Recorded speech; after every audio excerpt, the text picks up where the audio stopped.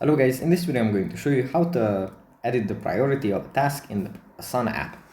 But before that, don't forget to subscribe and leave a comment down below because at 10,000 subscribers I'm going to show you my whole YouTube revenue statistics and growth strategy.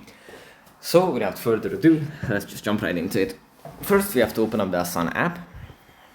And here it opens up in the home menu where we have our projects, portfolios and goals. From here we have to go into a project. Say it's this one. Then we can tap on a task that we want to edit. And here, under the projects section, we find the priority. Now it has a line, which means that it has no priority assigned. If we tap on this, then we can select what kind of priority it will have. It can either be low, medium, or high. Thereby we can set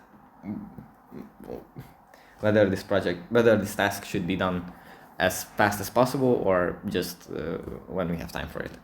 So that's pretty much it for this video. Hope it was helpful for you guys and I'll see you in the next one. Bye.